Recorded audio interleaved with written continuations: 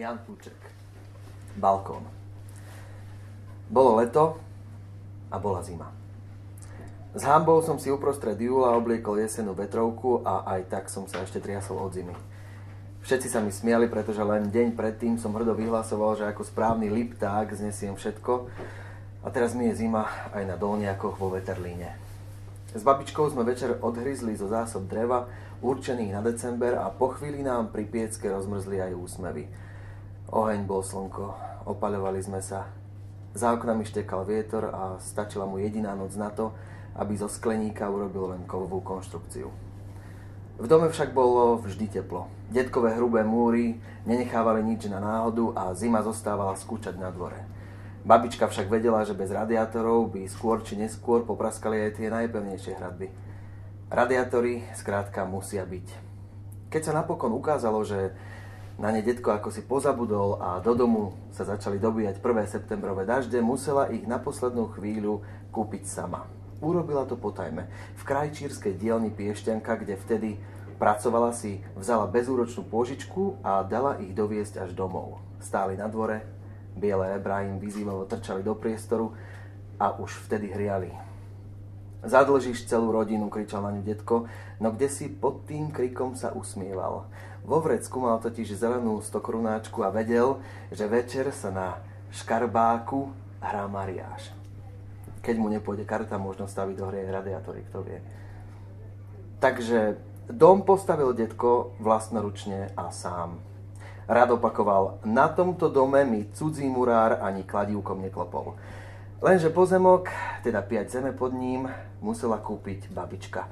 Požičala si od svojej starenky na tú dobu nemalý peniaz, 2500 korún, a utekala s nimi na Národný výbor, pretože hrozilo, že pozemok, ktorý mali už dávno sľúbený, dostane na poslednú chvíľu Urban Gašparík za zásluhy pri budovaní JRD Družba.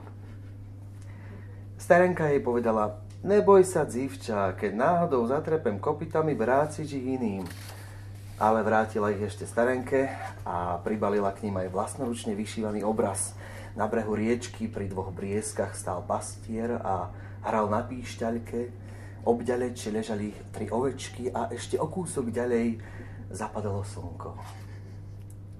Detko sa potom bál, že babička ho bude môcť kedykoľvek vyhodiť na dvor, že bude mať na všetko právo veta. A tak v nestráženej chvíli pre istotu postavil ešte aj garáž, šopu a uhliareň. Betónové stromy sa mu postaviť nepodarilo, hoci vápno mal uhasené, bo mal už popilené aj roxorové výstuže. Zostalo len pri chcení, zostalo pri snoch, ako vždy. Tento dom je vlastne zámok. Má 2 kuchyne pre služobníctvo, 2 budoáre, 2 kúpeľne, 6 komnát a v podzemí 2 temnice. Kedysi bolo izieb 5, tá posledná vznikla z balkóna. Áno, aj z balkóna môže vzniknúť izba. Stačí zatlcť pár klincov, prevesiť cez ne strechu a je to. Je po balkóne. Náš balkón bol najväčší v celej dedine. Dalo sa po ňom kráčať a chôdzou sa slušne unaviť. Dali sa na ňom behať kratšie šprinty alebo dokonca hrať futbal. Z balkóna bol výhľad do 3 svetových strán a na každú sa dalo odpľuť, no ešte lepšie na ňom bolo snívať a sliny si nechať v ústach. Koľko teplých letných nocí u babičky som presníval pri zábradlí obrátenom do dvora. Stačili mi 3 malé štvorcové matrace a deka. Stačila mi hviezdna noc.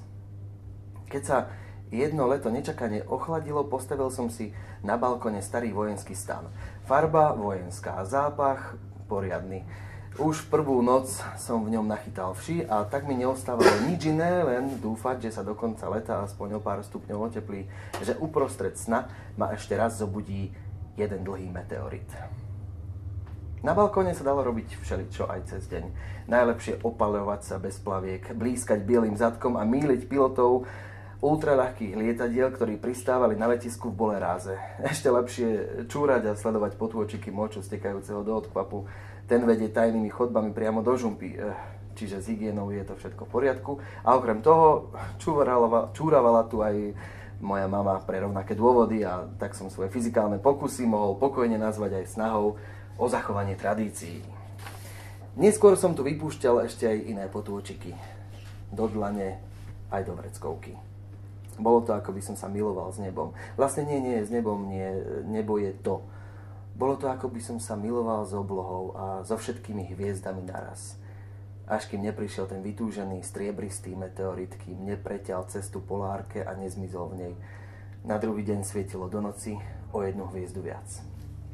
Keď začalo z balkóna miznúť zábradlie, bolo mi smutno. Vypil som fľašu babičkyného červeného, roztočila sa mi hlava a keďže ma už nemalo čo zachytiť, spadol som z výšky 5-6 metrov rovno na chodník. Keď som sa po chvíli prebral a pozrel hore, zistil som, že ešte stále som na balkóne, že to bol len sen. Našťastie.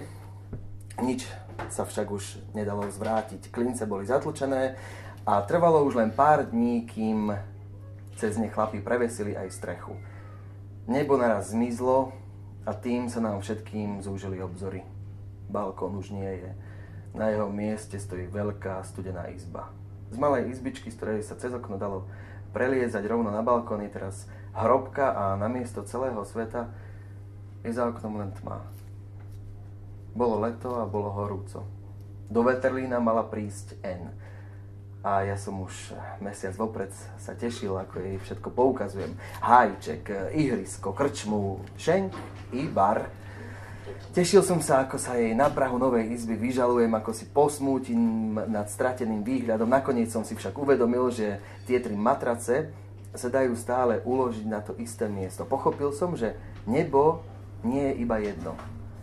Bola tma, no N žiarila jemným bielým svetlom od špičiek nôh až po špičku nosa bez prerušenia. Chveli sme sa. Obaja sme sa triasli ako osiky.